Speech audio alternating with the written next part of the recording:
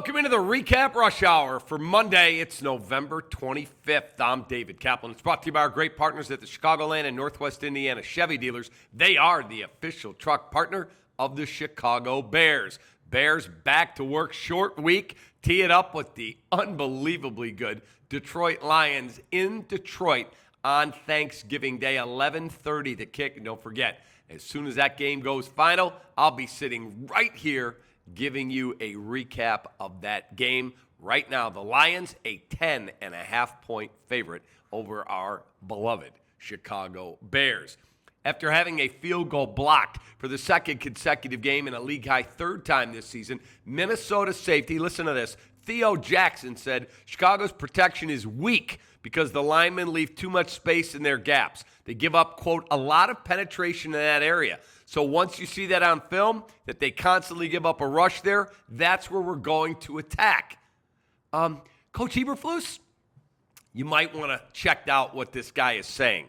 Linebacker Pat Jones said he expected Chicago to fix those protection issues that the Vikings saw on the Green Bay tape. Quote, that's kind of rare because normally teams will go clean up what they need to clean up, Jones said. You always expect teams to fix stuff, but we knew if they didn't get it fixed, we're going to go get us one. What? How can players be watching tape and going, well, they're going to clean it up, right? And they don't. It is absolutely indicting on the Chicago coaching staff. Eberflus said he will now have more involvement with the special teams unit this week after multiple blunders, including back-to-back blocks, I just told you, and a punt that hit DeAndre Carter and saw Minnesota recover at the Bears 15. 5 plays later, Aaron Jones into the end zone ended up costing the Bears the game in an OT loss 30-27. Away from the playing field, Bears have reached an agreement with the village of Arlington Heights and local school districts over property tax certainty on the Arlington Park property. Team said in a statement, Chicago Bears remain focused on investing over $2 billion to build a publicly owned enclosed stadium on Chicago's lakefront, while reevaluating the feasibility of a development in Bronzeville.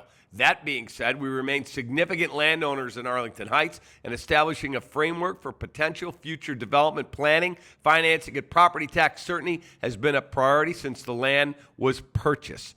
We are now aligned on a framework should we choose to explore a potential development. And that leads me to our Enkin Law question of the day. 3126 million for the great famous attorney, Howard Enkin. Now that the Bears have figured out their tax issues with Arlington Heights, where do you want the stadium? I really want your answers here. Downtown, Bronzeville, or Arlington Heights. This guy all in on Arlington Heights. Best 2 responses. You are getting a gift card to Lou Malnati's and try their brand new rewards program. For eating with Lou's, you'll get 10 points for every dollar spent. And guess what?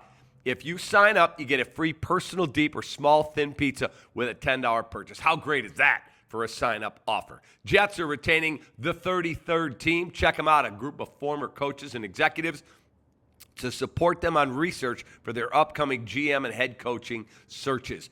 4 seasons, heating, air conditioning, plumbing, and electric. Story of the day is an amazing one. Tell your friends this one.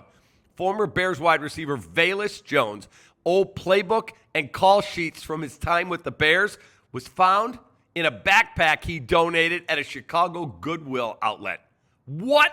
He even left some of the team's wide receivers tests in there for the Green Bay game in 2022. You can't make this stuff up, folks. Have a great rest of your day. Have a great Thanksgiving week. We appreciate you here at the REKAP. Click that little bell. Never miss anything we put out. Take that.